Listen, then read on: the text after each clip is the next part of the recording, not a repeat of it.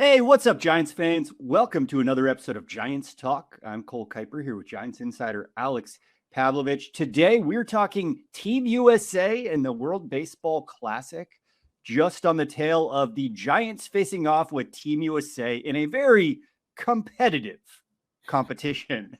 Also, Alex was joined by Luis Arráez later on for a sit-down interview at spring training, so stay tuned to the end of the episode to get to that. Before we get started, Giants Talk is presented by Mancini Sleep World. Why Mancini's? What separates us from others? The Rest Easy Promise. That means 365-night comfort guarantee, free next-day delivery and old mattress removal, best price guarantee, and 0% financing for 60 months. You won't find this combination of benefits anywhere else. It's comfort, convenience, and confidence all rolled into one. Stop by or visit online at sleepworld.com. All right, Alex, SF Giants versus Team USA. What a game it was. When I started writing this rundown, all I really had in there was oof. It was like coughing baby versus hydrogen bomb. Exactly. The other thing we were joking about in the press box. Have you ever seen that Anthony Edwards interview where he's like, I think it's like they have Kevin Durant, but we have Jaden McDaniels or something like that. It was similar. We were like, okay, they have all these guys, but Victor Barracoda's hitting cleanup for the Giants. That's right. That's right. Kind of went about is kind of the way you thought it would go. Yes. Tough task for Giants pitching out there to face that lineup over and over and over again. I think 27 runners reached base. The good news is Logan Webb is going to have tremendous run support against Team Brazil on March 6th. So I don't jinx him, because if we know anything about Logan Webb, he's famous for not getting any run support, and that curse might extend to the World Baseball Classic. If that happens, we need like an investigation into what did this guy do that, Judge and Witt and Cal Raleigh and by the way, lineup construction for Team USA, I was not a fan of. I was surprised seeing especially the opening lineup. Yeah. Hope that's not what they're planning against the Dominican Republic and Japan. But yeah, interesting. It was a really fun day. Honestly, it was, for me, it's just someone who loves the sport and also has spent a million hours talking about Aaron Judge and Bryce Harper with you.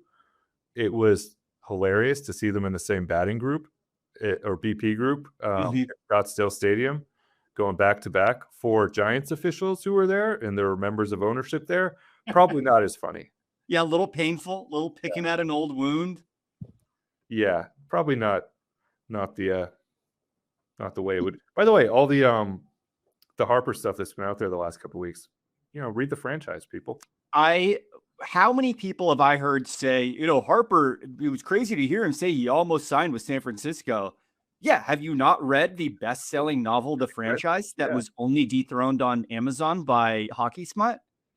I was ahead of my time fighting with Hockey Smut. You were. I had no idea what was coming on Netflix. So, but it was really fun. It honestly is like, I mean, it's obviously cool for Team USA to be there and being at Papago and doing all that. It'd be equally cool. Like I saw the Tigers got to go to the Dominican to I just think these exhibitions are such a good idea. And it's just kind of when you look at that lineup, you go, oh, okay. So hopefully this is a tradition. I think it is. It's been this way for a while now. I think that the Giants are in a good spot. Obviously, these guys want to be in Scottsdale instead of like Peoria. So they're playing at Salt River today. So they're just like, yeah, we'll play the two Scottsdale teams. I have to wonder what it's like for some of these younger players who are, they're not going to see big league time this year. They're there at spring training to face off against Scoopel or, to see Aaron Judge on the other side. That's got to be so cool. It's one thing for Adames or Bailey or Chapman who have been here forever, but these young dudes must have been starstruck. Yeah, I mean, Bryce Eldridge obviously is at the top of that list, and long story on our website right now. I wrote about his whole day. He had a Tuesday. Like he met Bryce Harper for the first time, and Harper actually like kind of knew who he was, and he met Aaron Judge. They were first base together, compared heights. They could actually look each other eye to eye.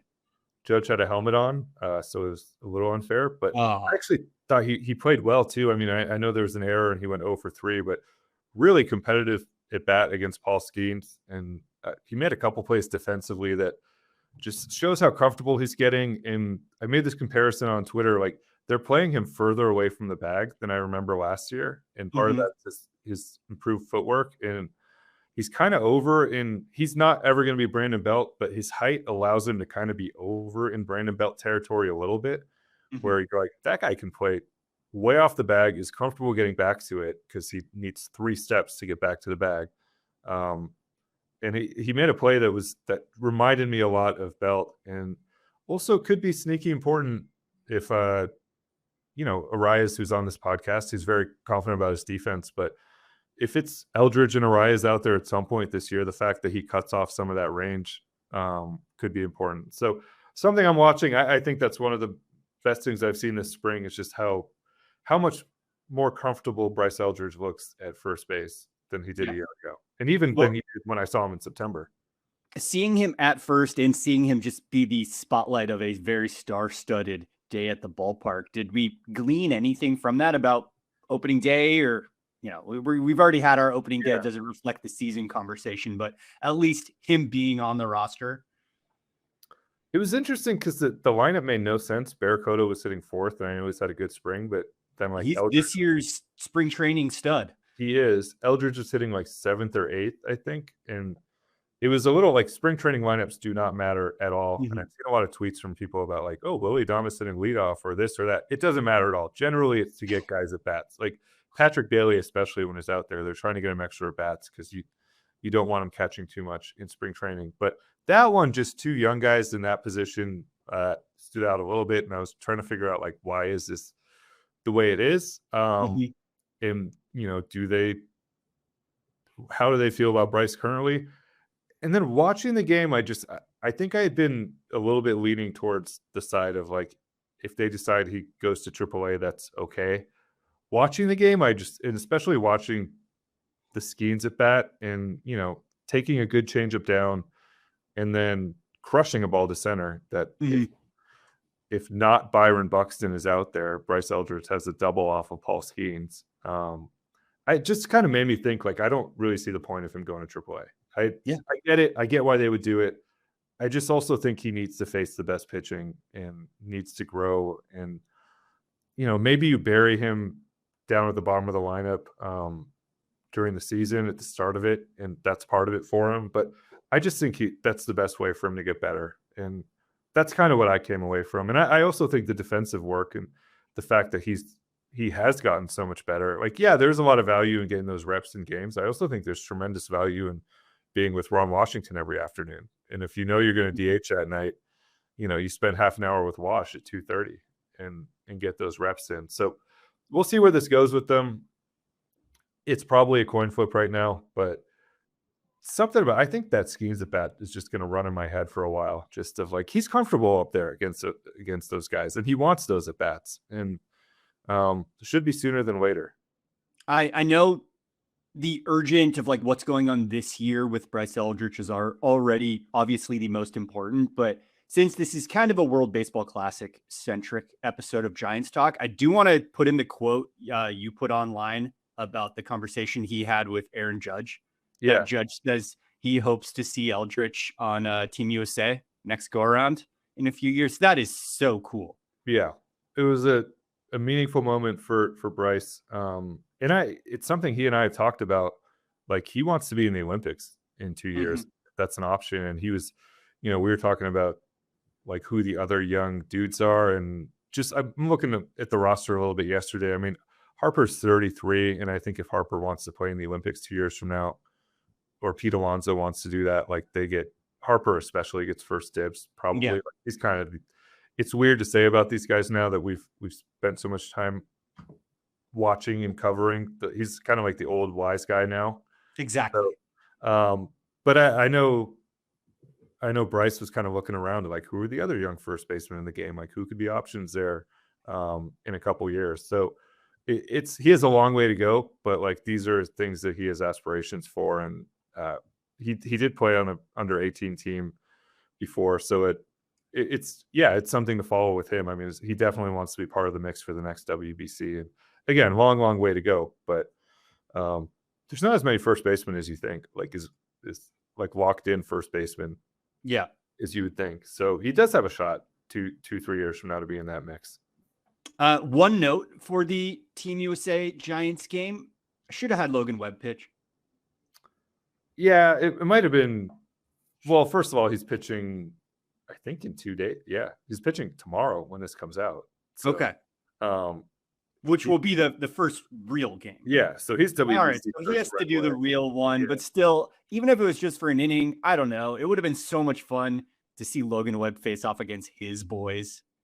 Counterpoint, Logan Webb on the top rail of the dugout they played 10 innings yesterday for pitching reasons. Yeah. For 10 innings. Oh yeah, I forgot. I was going to make the Giants take Team USA to 10 innings joke. Maybe recruiting? There we go. I don't know. It looked it up. He spent a lot of time with Paul Skenes. Yeah, so, I like that a lot. And Logan's been very open about that in the past, that he loves to tell guys about how much he wants him in San Francisco or in Scottsdale. So yeah, maybe a good opportunity for him when he's not on the mound against Brazil. And he'll pitch the quarterfinal too. It's not an if they get there, it's a when they get there.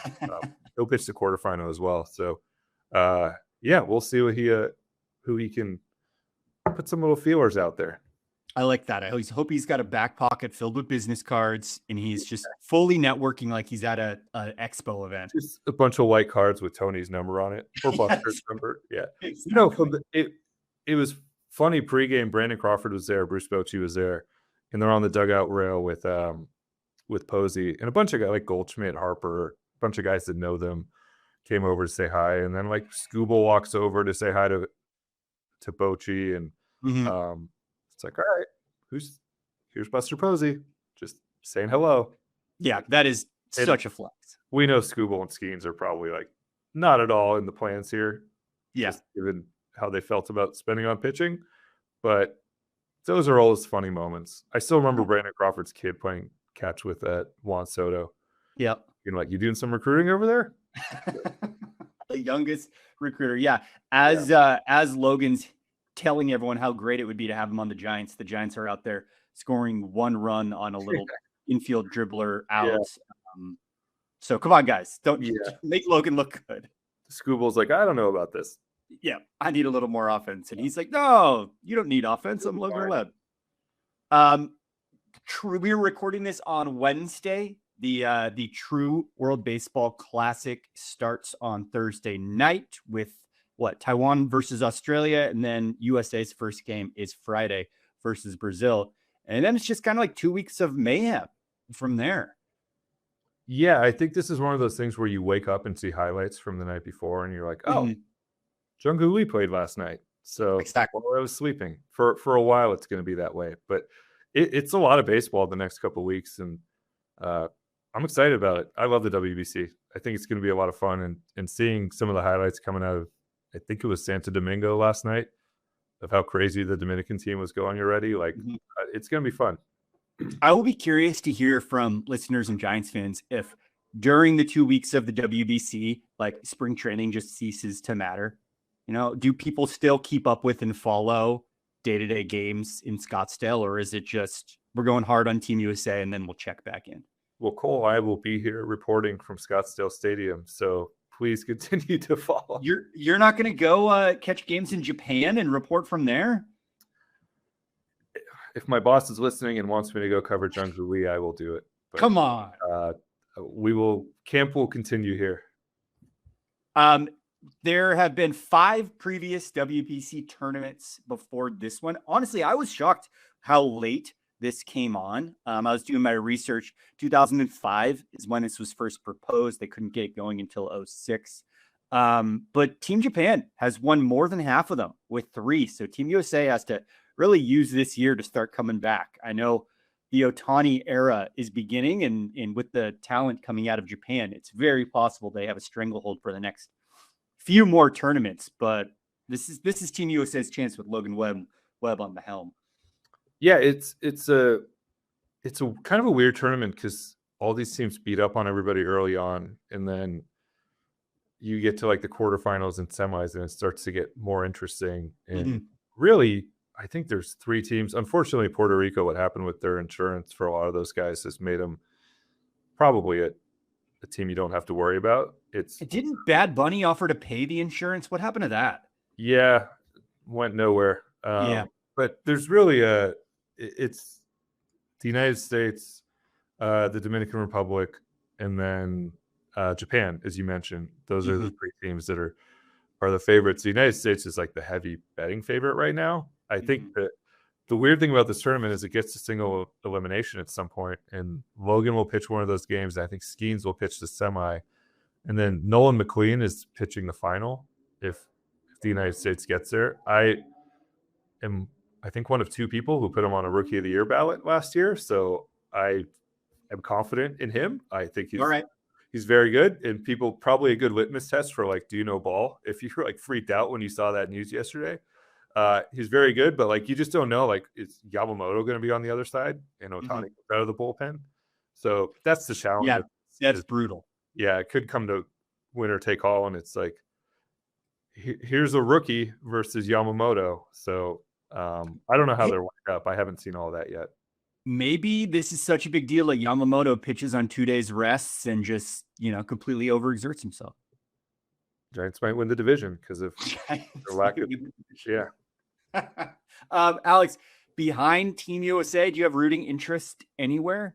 I think I've pulled Team Netherlands as my favorite to like casually root for in the past, but I think Team Korea with Jung-Hoo Lee leading the way is my number 2 this year.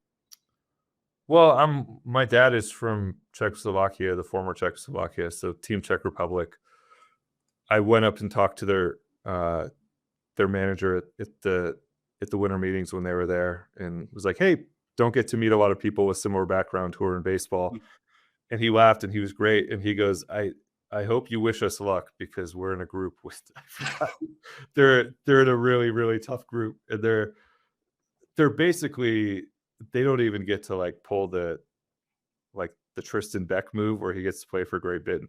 Yeah. Like their team is like pure Czech guys. And I probably have a couple brothers who are pretty close to qualifying for that team, just college club ball. So I wish them the best of luck. And I just really enjoyed that they had a great sense of humor about it. They're like, we're happy to be here. Probably going to get our asses kicked. I love that. All right. Keeping an eye out for Team Czech Republic. Alex, before we move on to a little remembering some guys, some mailbag questions, and your interview with Luis Arraez, just like wanted to talk overall thoughts on the World Baseball Classic, especially as it pertains to, we're just coming out of the Olympics. Like, do we like this as a replacement to Olympic baseball? I know in the Los Angeles Summer Olympics in 2 years, baseball is coming back temporarily because the host city gets to choose like a culturally relevant sport or two, and baseball was selected for that. But yeah, you a big WBC guy? Would you prefer just Olympic ball or some different format? I'm more than a WBC. I mean, I love the WBC. I'm a huge Olympics guy.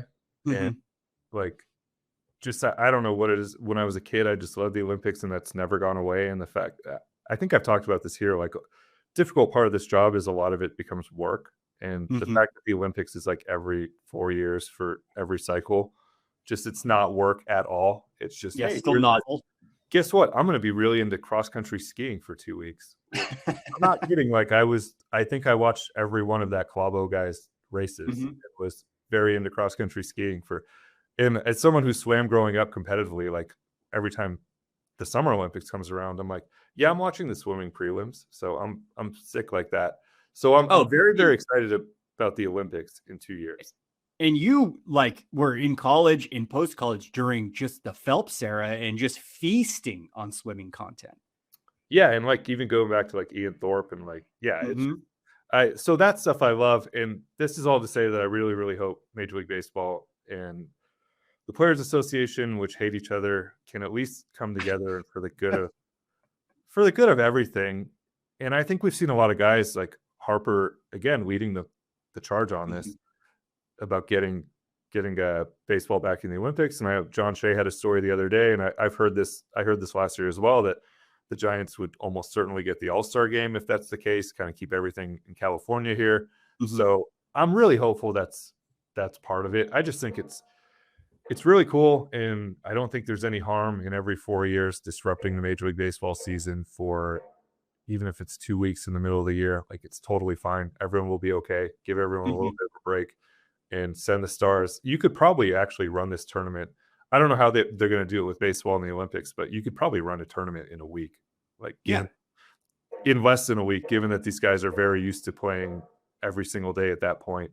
Mm-hmm. And also, like, you probably just don't need to include a lot of these countries and just have like an 8-team bracket for the Olympics, and just, you really, there's only like 4 or 5 actual contenders, but it feels so easy to me, and I hope they do it, and I hope we can be, we're part of the NBC family, so hopefully you and I can cover that and have some fun with it.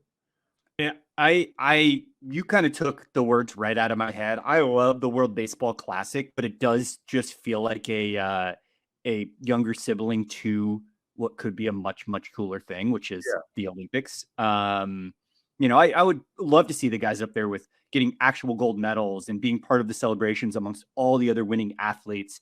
I love seeing the basketball team, all the NBA players we know and love up there alongside the swimmers, the track runners, showing this is just another sport, one of many.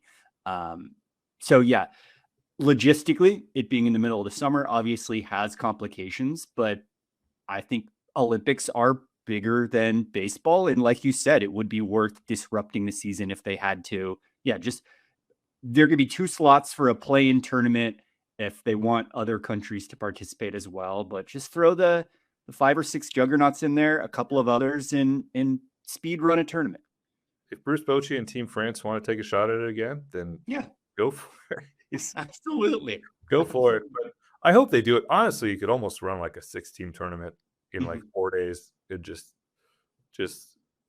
you could even do like a 4-team tournament and just be like best of 3 for the gold medal.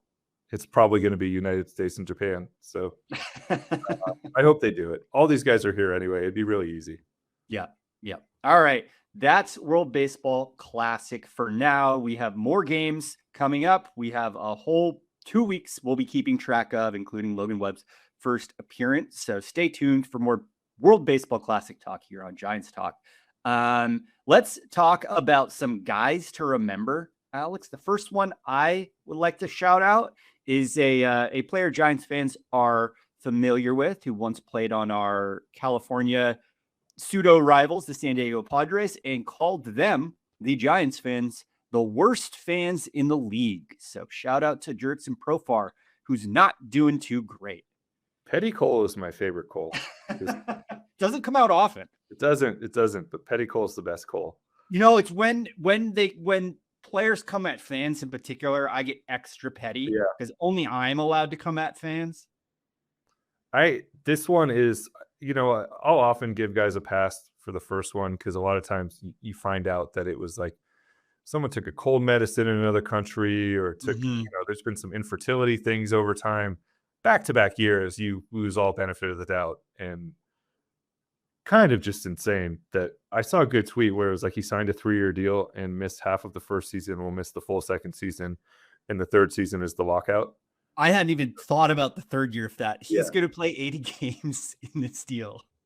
And I would also say I'm generally pro player and will be throughout this lockout, but if I were on the other side of this, like, if you get suspended twice, there should be no third year of that deal. Like, the Braves should not have to think once about what's coming beyond.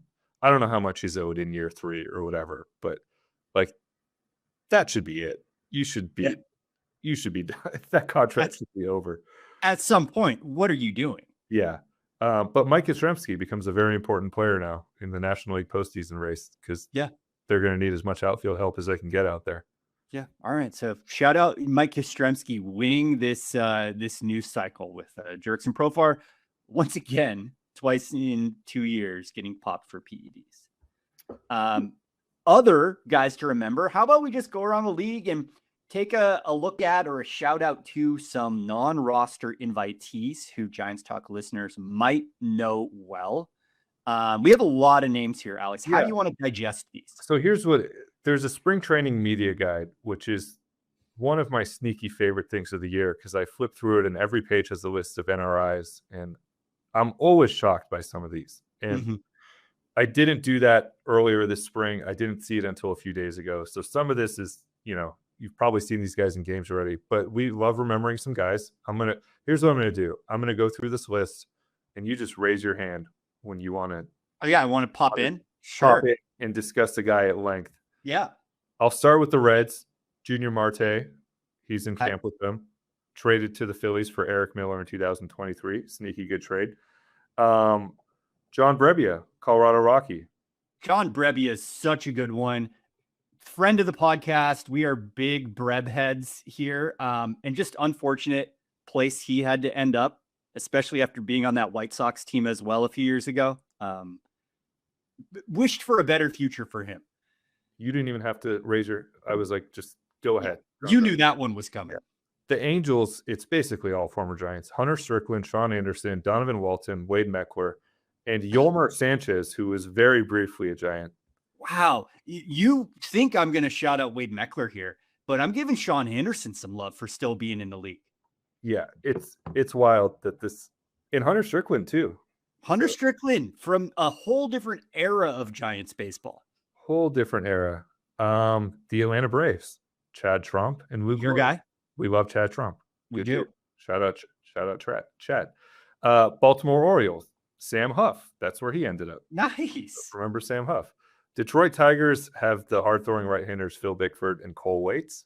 When did Cole Waits leave us? That's a name that just I haven't thought about that in years. I know, kind of a sad one. He, just a bunch of injuries and then just became a minor league free agent.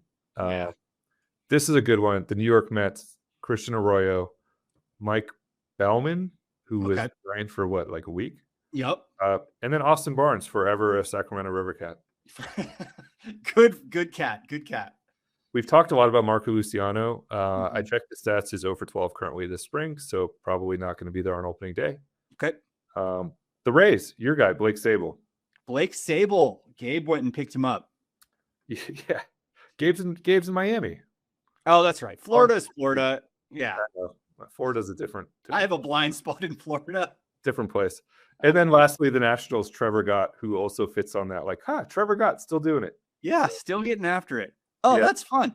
I will be very curious to see who from this list ends up, facing the Giants this year, because this is a solid group of names. It's, what's funny? The early years of my career, there was so much continuity here that it was hey, Hunter Pence is back, Pablo Sandoval is back, Gregor Blanco's back. Then the Farhan years, there was so much turnover, just chaos. Yeah, and now I'm really starting to feel that. Trevor Gott, I had a very nice conversation with when he was in Oakland one year. I think it was last year or the year before, maybe 2 years ago. And then yesterday, I'm just in the dugout at the scrimmage, and there's just guys who you're like Matt Boyd. I'm like, oh, you were a Giant. So very nice guy. We spent a lot of time talking when he was here. Does tremendous off-field work. So there's this weird I'm having more conversations with former Giants the last 2 years than I did the first 10 years of my career, because guys would either come back or they would retire. Yeah. But all right. Different. Fantastic. Well, Alex, we have mailbag questions, and you had an interview with Luis Arraez we need to get to. Before we get started with those, though, Giants Talk is presented by Mancini Sleep World. Mancini Sleep World offers high-quality mattresses for ultimate comfort and support, so you wake up energized and refreshed every morning. Plus, in addition to their Rest Easy promise, they have ongoing deals on top brands like Tempur-Pedic, starting at $29 a month, Avocado, Helix, and more. Rest easy at Mancini Sleep World. Stop by or visit online at sleepworld.com. Okay, Alex, just a handful of mailbag questions here today before we get to your interview. As always, listeners, if you have a question you want us to field on Giants Talk, go ahead and send it wherever you can find Alex or myself on social media. We'll add it to our list. And we have real games are coming soon. Yeah. So we have to get through some of these mailbag questions that have a ticking clock on them. I have a long list of questions that people have asked that are great questions, but that I need to actually find answers to. Like, yeah, they have homework attached to them. Yeah, there's some homework, but we're a little dry on just like the roster questions and things like that allow us to expand on guys that maybe we don't usually talk about. So keep sending them in. First question today is from Andrew. Andrew says, I've noticed in videos and photos from spring training that Tony Vitello isn't afraid to grab a bat or a glove and work some drills with his players. Is this something that other MLB managers do, or is this a product of his college coaching days? Personally, I'm all for it.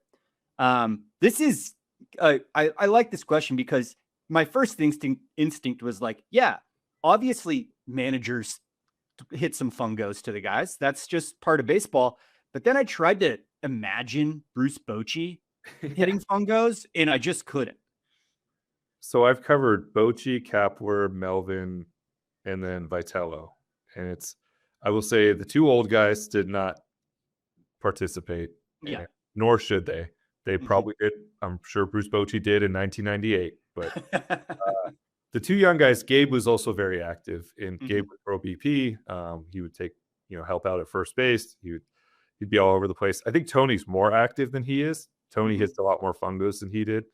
I would imagine a lot of that is because that's what he's used to, and that once he gets into the regular season and realizes how much media, how much appearances, how many meetings he has before every game, that maybe some of that will be cut down. And over the years, that will probably change. But right now, he's fresh to all this, and he's doing it the way he did in college. Enjoy your drills now, Tony, because your schedule's about to get crowded. Yeah, probably not going to be able to hit pop-ups before any of the Yankees games.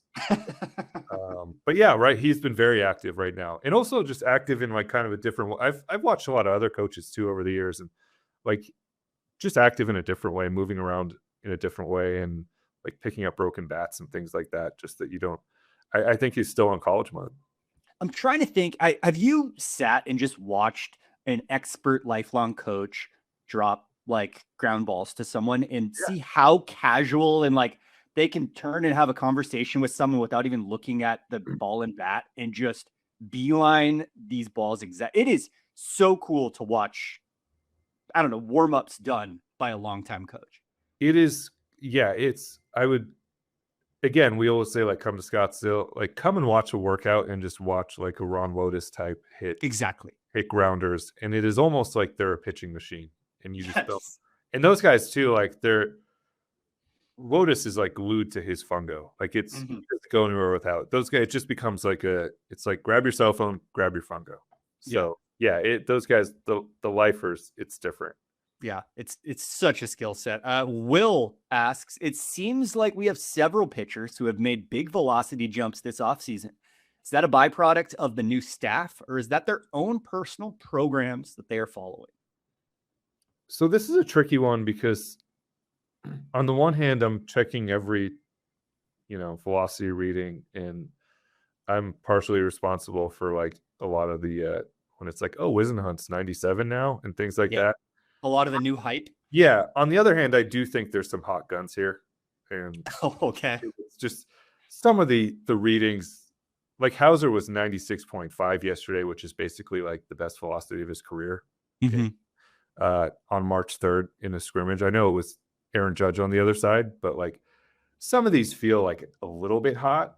So, but it's hard because they're using TrackMan and, we have to trust it. So I don't want to, I think we should be careful about like 100% like diving into things like this because some of it is a little bit hot. There's also, in general, I would say the young guys, it's pretty common for them to come in throwing hard early on and feeling good. And they also don't know any better. Like, I remember when Kyler Harrison came into camp one year and they're like, he's throwing 97 in January in bullpen sessions. And he learned over time, like, don't do that. Like, you have to build a different way. So, yeah, I would be careful with the early readings. I do also think some of these guys put in really good work. And like a Trevor McDonald who put on some weight. Carson Wisenhunt had a good winter.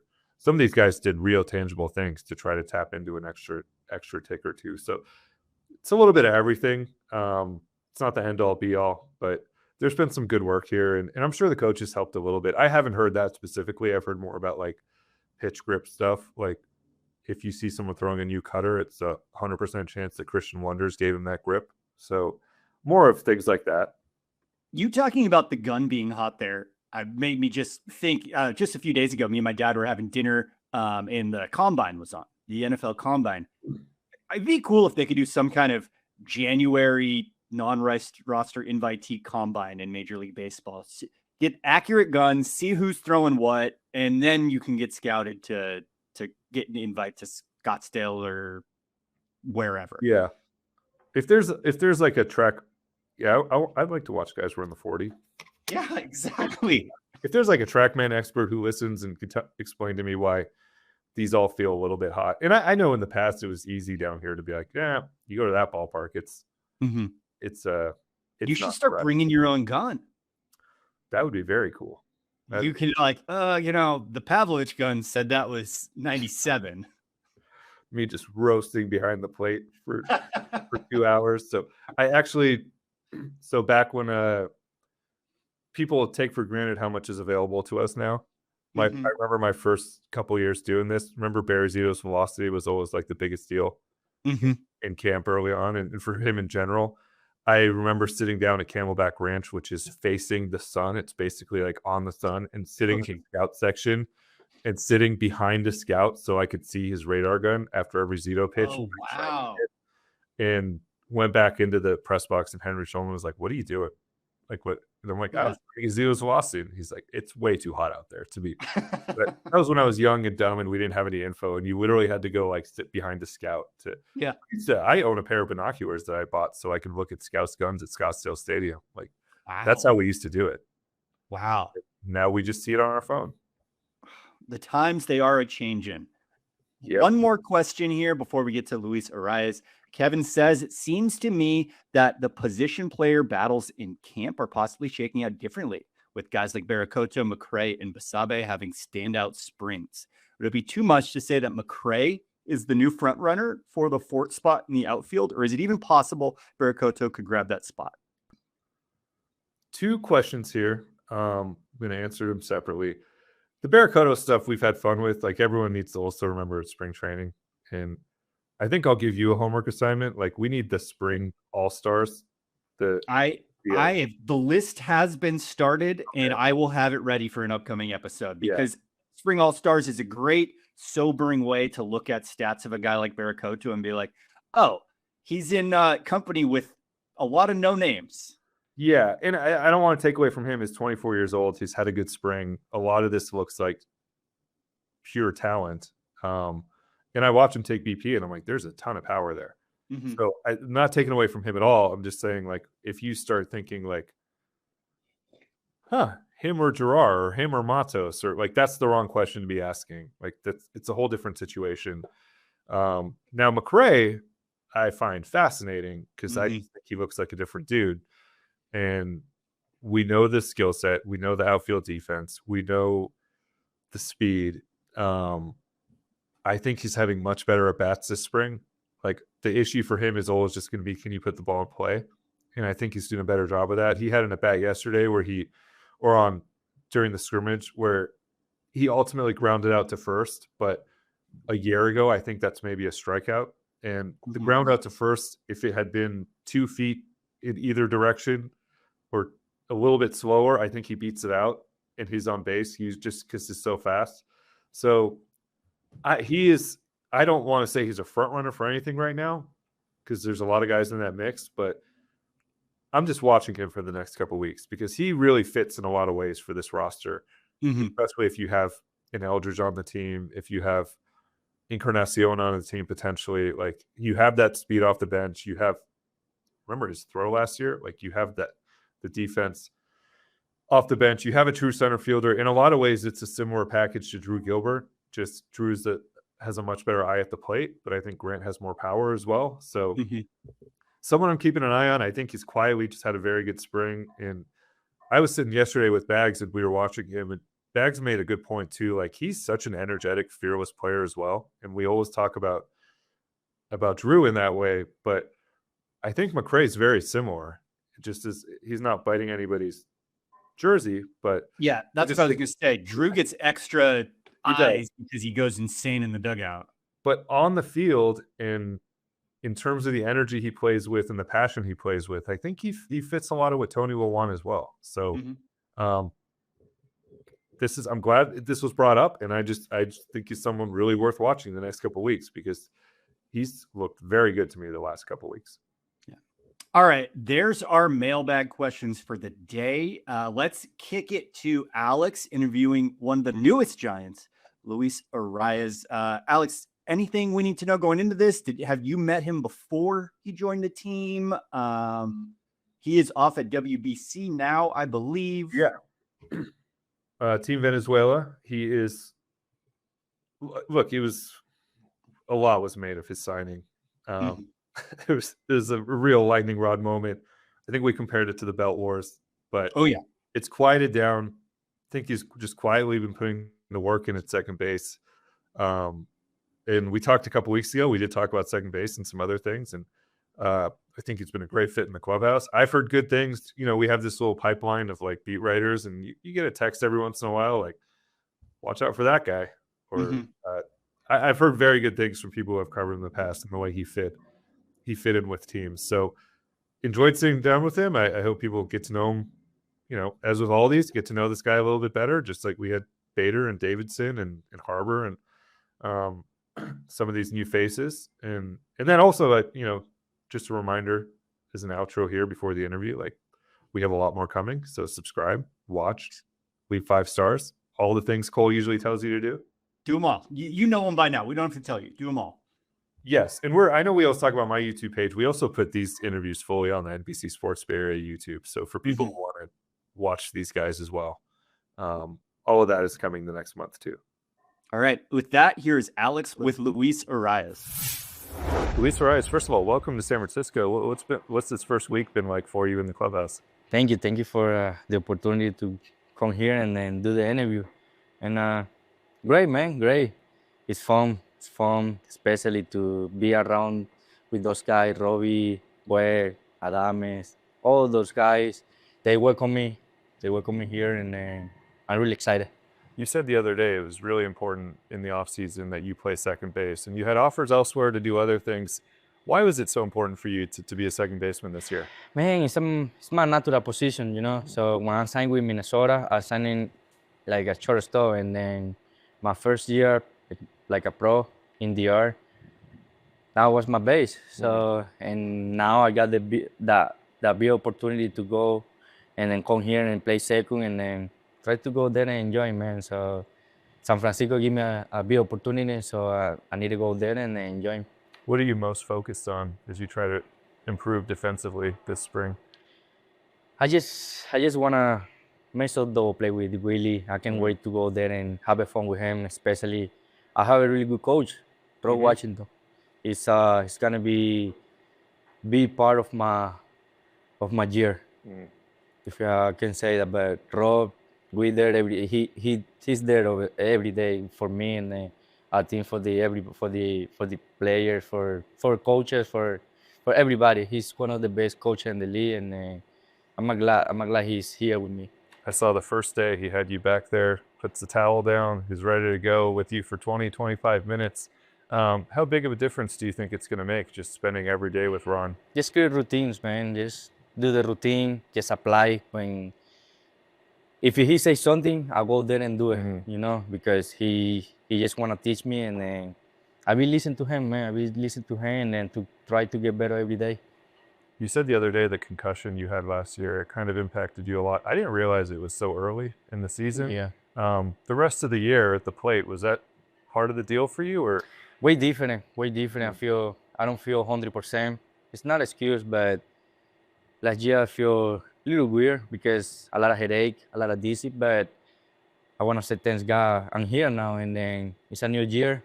We are in 2026, and then we have another opportunity to go there and enjoy. People look at your swing and your approach, and they say Oracle Park's probably perfect for him. Do you feel that way as well? 100% yes. I just need to go there and try to do my best, man. Just try to put the ball in play and score some runs and win games. You said the other day, I hate strikeouts. 100%. It's like since childhood, you hate strikeouts your whole life? Yes, or? my whole life. As soon as I strike out when I was a kid, I started to cry. I don't cry right now because I know Yeah. this game is hard, but that's why I try to do my best there when I'm hitting. I push myself to get better every day. When you do strike out now, what is it? An angry reaction in the dugout, or you? The good thing is we have another opportunity. Mhm.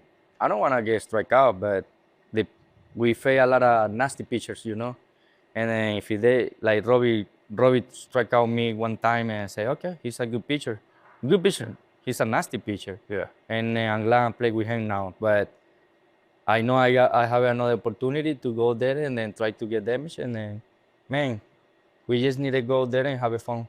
Everybody calls you kind of a throwback, like an old Tony Gwynn type of hitter. Do you feel that way, especially when you see it's pretty normal now for guys to strike out Yeah. 30% of the time? And I mean, baseball changing, you know. So a lot of hitters just wanna hit homers. It's not my game. If I change my game, maybe I'll be in my house, you know, watch another people play. But I don't wanna change anything. I just wanna go there and then try to get on base, try to get my hits, try to go there and play for the team, you know, to win. And yeah, my game is kind of old school, like Rukaru and Tony Wynn. But I just want to go there and then have fun, and then I can't wait to start the season. I'll finish with this. You're a 3-time batting champ. People don't really talk about the batting title as much anymore. Is it Yeah. still meaningful to you? Is it something you want to win a couple more before you're done? or- 100%, yes. As soon as I'm born, I just want to get batting titles, you know. So when I was kid, I get couples batting title. I got a lot of trophies, and I say to my mom and my wife, I say, hey, when I made my debut, I want to win my batting title in big leagues, and then I did it. So I don't want to change anything. I just want to go there, and if he God give it to me another batting title, I take it. I actually don't know the answer to this. Do you get a trophy now when you win the batting title? I have it 3 already. You so. have 3. There's 3 trophies. Yes, I mean in big league. Yeah. But when I was kid, I have a lot of trophies. All right, possibly another one this year. Luis Arraez, welcome to San Francisco. Thank you.